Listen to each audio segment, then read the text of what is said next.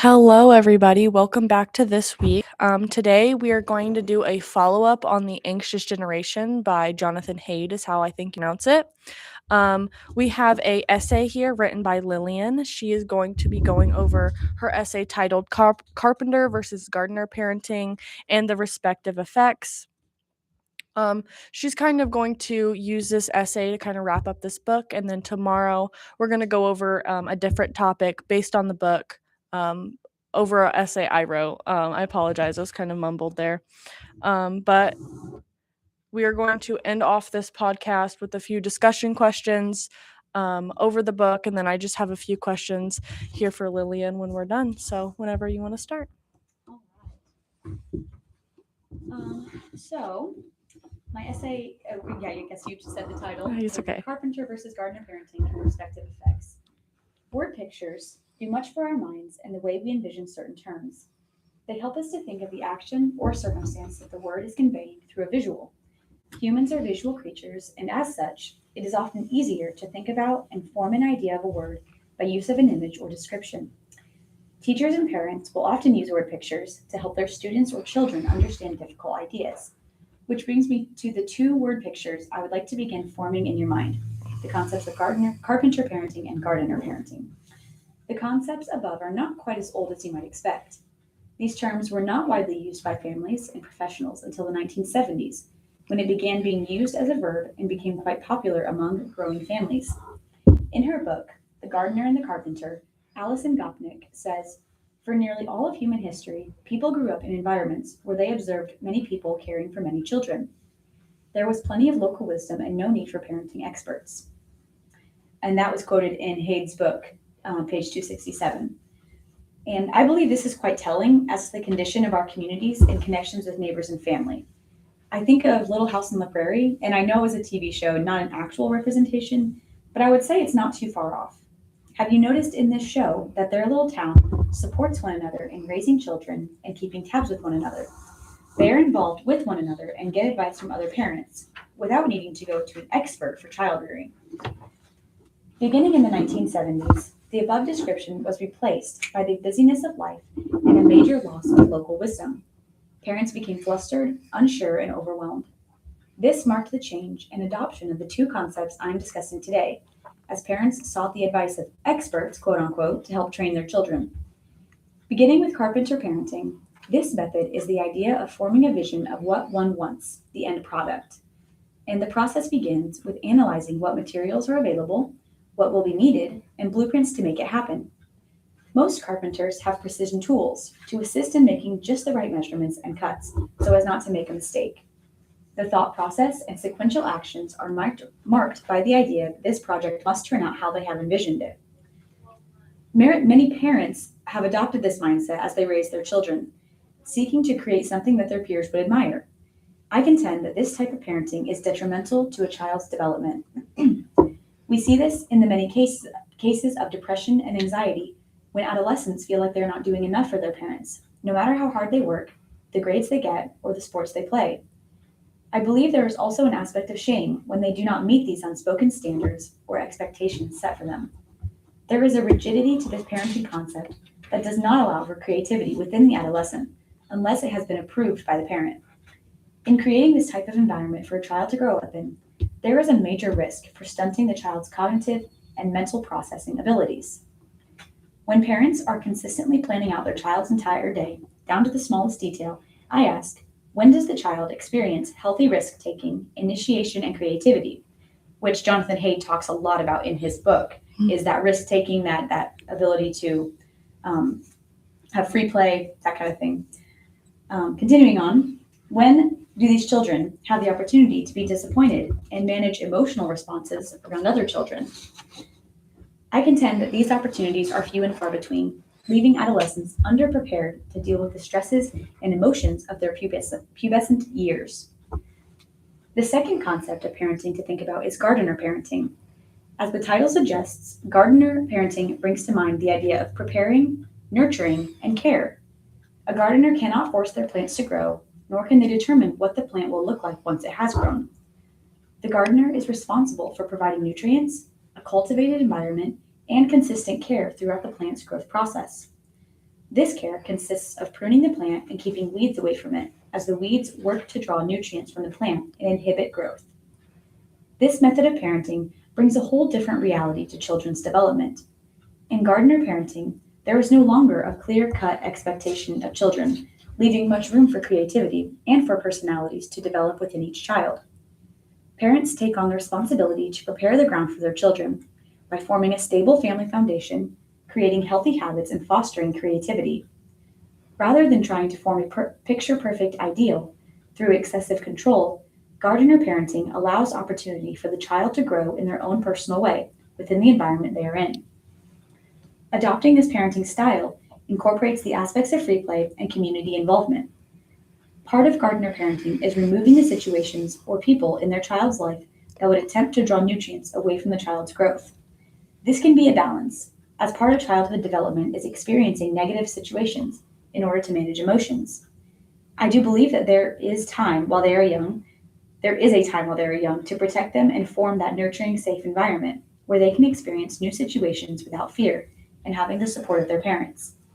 In his book, The Anxious Generation, Haid says, weed the garden, water it, and then step back and the plants will do their thing unpredictably and often with delightful surprises.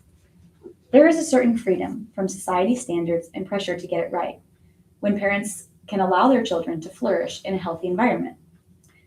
Of course, no parent will get it right, and all children are different. Yet another reason to support gardener parenting.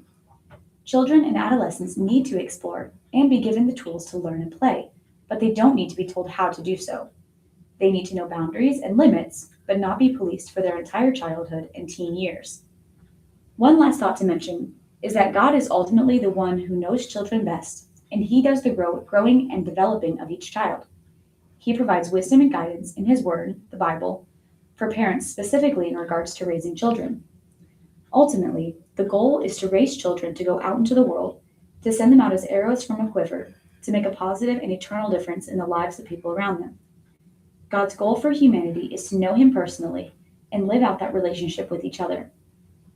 This ought to be the main focus of society in parenting, and with this in mind, both methods discussed in this essay have a place, but I believe there must be a balance, an environment with structure and realistic expectations, but also free play and room for unique personalities to flourish.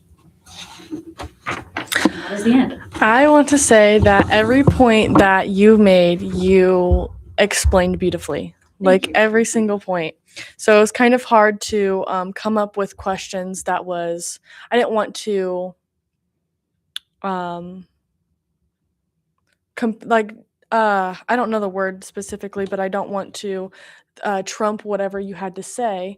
However, so I kind of related what you wrote to like real life. Sure. So one of my questions is if you can identify your childhood with the gardener or carpenter parenting, how can you relate it with the effects you discussed in your writing? Sure. So I think I was raised like with more of a carpenter style. Yeah. I think I had a mix. I think when I was younger, it was more carpenter, and then as I got older, it turned into more gardener, but almost to a point where I didn't have I wasn't driven for a specific purpose or something like that. So, and then I kind of had a little too much freedom and wasn't really pushed in any direction and didn't have like, okay, what am I supposed to do? Or maybe you should try this and pursue this. Right. I didn't really have a lot of that. So it made it a little difficult, but I had both. I can distinctly remember both. Yeah. I can agree. Just kind of the ins and outs. And you said in your writing that having both is kind of the balance that we need in our childhood to become an effective adult. Yeah. And absolutely. so I think that ties in beautifully. And then the last question I have for your writing is, do you think the negative effects of over carpenter parenting can be kind of improved in the adulthood, where we receive those negative effects in the adulthood? Do you think those can be improved with a more nurturing environment? Yeah. I think whichever one you were raised with, I think there can always be growth and improvement. So if you were raised more in the carpenter and it was very strict, and you had all these rules to follow, and you had a certain, like I said, unspoken. I feel like there's unspoken expectations, Very much. especially for firstborn children, Mhm. because they're the experiment. It's like, oh, I want this one to be right. Yes. And so for parents, I think they can get really caught up in that. And so if you're raised in the Carpenter and have that background, as you get older, I think it's important that you allow yourself some grace to be able to try new things and not be so strict, because structure is good. Yeah. Strictness, I don't know, is very beneficial, but structure is very important for all of us. Right. We need that. So I think it's important to allow yourself that grace and freedom. And then if you're raised in the gardener with, oh, well, I kind of was just raised to just figure it out and not too much structure, then I think that's a point where you need to find some role models. Inform that structure and that, not rigidity, but boundaries to keep yourself from kind of not committing. You want to be committed to certain things. Right. And one thing I want to add is I loved how you tied in the spiritual aspect of it, because I think that is really important when we're talking about the two, and the way you wanted to convey that message, I think that's just like the cherry on top. Oh, thank you. So yes, I think you did a really wonderful job of explaining the difference and the different effects of it all. Yeah. And just one other point is that in both of these, there are positive and negative qualities to each one. Like, one is not better than the other. Yeah. In our minds, I think we want to say, oh, gardener parenting, that sounds way better than Carpenter. Mm-hmm. But there are some very positive things about the Carpenter parenting, like the structure, you need to follow the rules, you need to do what's right. Like, you can't just be loose and crazy. So there are positives and negatives to both. And I think for a well-rounded, well-developed adult, I think you need exposure to both. Yes. In order to be able to process and live a life that's not just wild and crazy. Right. Probably with like the saying, everything in everything in moderation. Yes. Yes. Just keeping a balance of both. Yes. Well, beautiful. We will be going over a different essay topic tomorrow, but for now, we're going to jump into some of these questions we have about the book, kind of getting into more of the spiritual aspect, the Christian aspect, tying into social media. The first one that we are going to discuss is, based on your experience with social media, what external values has been gained in using social media? Yeah, the eternal value and social media, I feel like, does not go together. I don't think there's any value gained by it. I agree. And I know that when I come away from social media, I feel less fulfilled, less engaged with God. And he actually warns us in scripture to be aware of storing up treasures on earth. Yeah. And that treasure could be how many followers you have or how many likes your post got.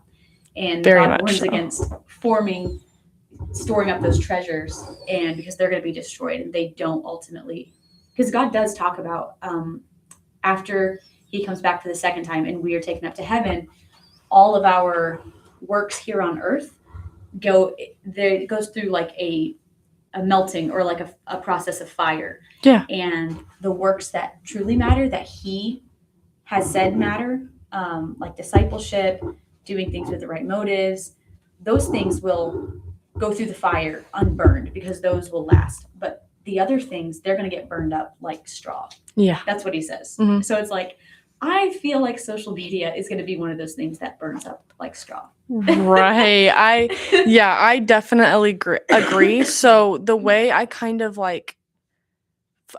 flipped it in the way of, because of social media, I now value empathy, just simple empathy, because on social media you don't really receive that kind of empathy, because, like you've said previously, there's no consequence on social media.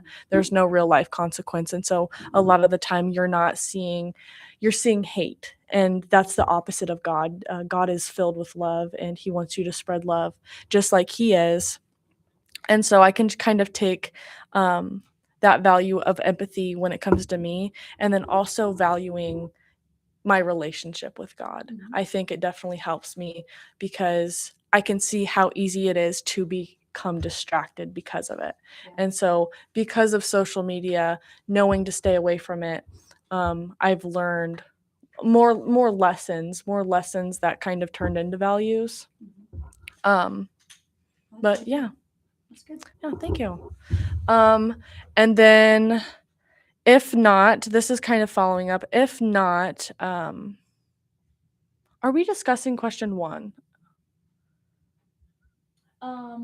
I don't think we were discussing question 1. Okay, does question 1 go with question 2? It does. Okay. So, I mean, we can talk about it. It's yeah, okay. Yeah. So, how has your experience with social media deepened your growth with Christ? Yeah, I would say it has not deepened it. I agree. Oh my goodness. I find myself using social media with good intentions. Like, oh, I'm going to encourage somebody. Oh, I'm going to share a Bible verse or something. Mhm. Especially when I had Instagram, because I had a bunch of friends from Bible school who we all were sharing stuff like that. Yeah. But very quickly, my intentions are changed. Mhm. And then I find myself distracted and then comparing myself and getting more of that self focus going on. And it's like, this is not actually encouraging my walk with Christ. It's actually No. detracting from the time I want to spend. Because I don't know if you found this, but I have intentions to read my Bible. Right. I have intentions to pray, to read these, Christian books. And then I get on my phone and then I'm like, oh no, I don't have time anymore. Yeah. Because I've wasted 30 minutes on social media. Right. So I would say in that regard, it has not deepened my relationship. I agree. When I first read the question, I remember talking. I was like, "Well, I don't think social media and my growth with Christ really has any correlation. I think the only thing I can maybe correlate it with is like you said, intention with what you're doing on social media, maybe forming a Christian group. But other than that, I do think that it has more negative effects personally than any correlation that it might have. Sure. So to get into question 2, if not, how has it lessened your growth with him? And I think you kind of touched on that too. Yeah. I think it really it enabled me to be lazy Mhm. and undisciplined. Yep. And that's something that's a goal of mine, is to be disciplined. Yeah. And to not let my outside circumstances affect my time with the Lord or things like that. It's like I want to be disciplined, and I just found that being on social media did not help me in that. Right. I think maybe that can be like a discussion later. I'll have to form it in a question. It popped in my brain. Okay, It popped in my brain. But yeah, I definitely agree. I think it's more of a distraction when it comes to like Bible study is something I do, just my personal Bible study every Sunday, and I do it on Thursdays too.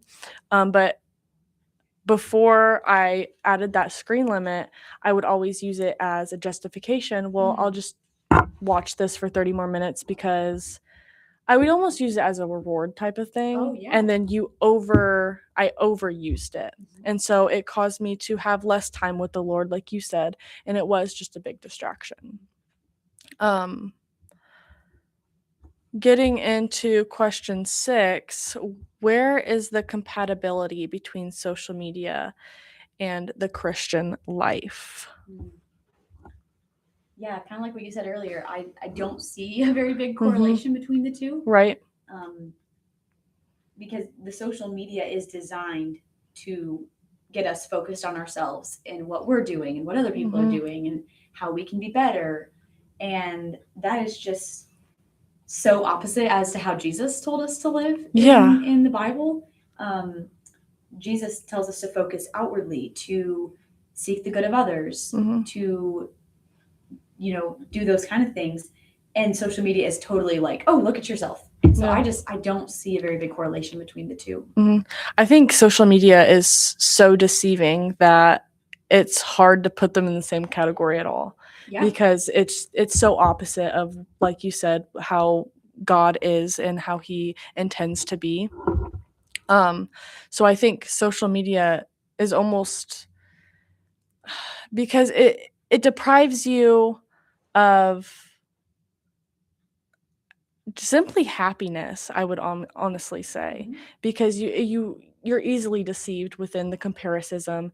And like I said before previously in a few discussions ago, what you tell yourself or what people are saying around you, or it's just what you then intend to believe.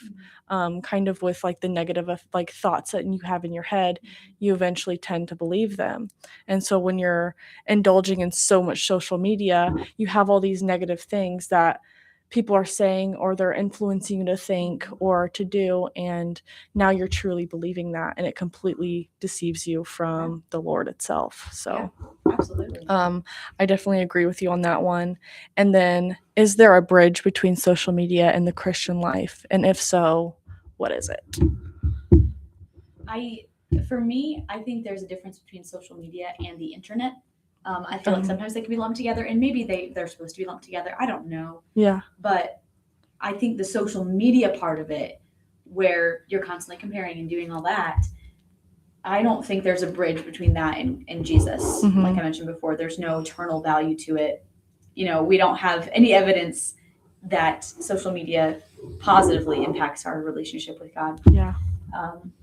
But use of, say, like I follow some people on Facebook. They are prominent pastors. Yep. And spiritual leaders in that sense, where they post, like I have some, like one of them is C.S. Lewis. Somebody's posting things from C.S. Lewis quotes, and I'm really encouraged by them. Mhm. So like that part of it, and that's on Facebook. So it's like I appreciate that.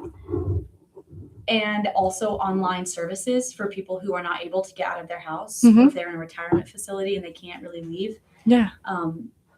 But they want to be involved in their local church that's being streamed on YouTube. Mhm. I think there's a bridge there of getting, so they can still feel connected. But yeah, it's hard. I'm still trying to figure that out. And if there is it's difficult. I agree. I think it definitely has to do with, like you said previously, the intention. Because like you say, you follow a lot of people who speak on the Christian belief, and so do I.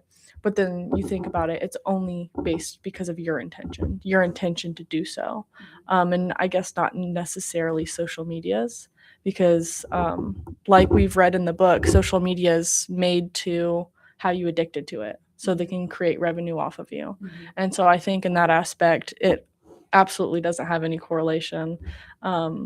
But it all, I guess, falls back on intention if you think about it. I feel like it needs to be like the watching the services online, or because like C.S. Lewis, like I've read an actual book like about him, and about his life. Yeah. So it's like I'm not getting just all my information from social media about him. Like, oh, I like these quotes. This is who he is. I actually read about his life. Yeah. And then the social media part of it is just it's just kind of an add-on. And also, if you have the ability to go to church, go to a physical church, be involved physically at a church. And if you're sick, then you can watch it online. Like it shouldn't be the first line of it shouldn't be your first choice, is what I'm trying to say, I think. No. Yeah.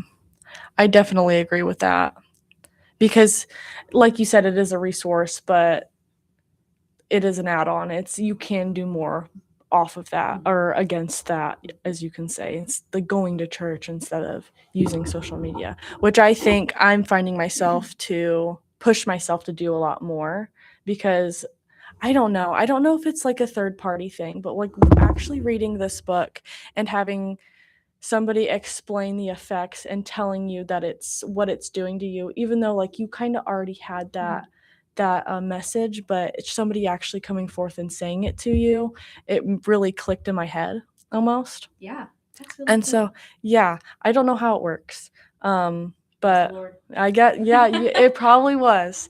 And after that, it's just kind of, I'm integrating the positive things that I'm learning and the Lord more and things like that. But I just think it's interesting that a lot of the time, like when I discuss what I've learned with other people, they're in agreement with me, but nothing's changing in their lives. And I think a lot of it has to do with that third party coming in there and confirming that information. I don't know if that makes sense. No, it does. I think a lot of that third party is God too as well. But I don't know. I think this book and this Yeah, just this book was really interesting and really beneficial for me to read, and for me to share as well. Yeah. I'm excited to listen to your essay tomorrow. Yes. Amazing. Thank you so much. Your essay was fabulous, absolutely beautiful. And I've heard that you spent like 5 hours on it. So I could tell by the work. But if that's all we're discussing today, then I will see you guys tomorrow between 4 and 5. I apologize. And we will be going over my essay. It is based on digital detox. I'll get more into it tomorrow. And then next week, I believe we are starting a new book called The Freedom of Self-Forgetfulness. So definitely tune in for that. I will see you guys next week. Thank you, Lily, for sharing your essay today. Of course. Yep. See you guys.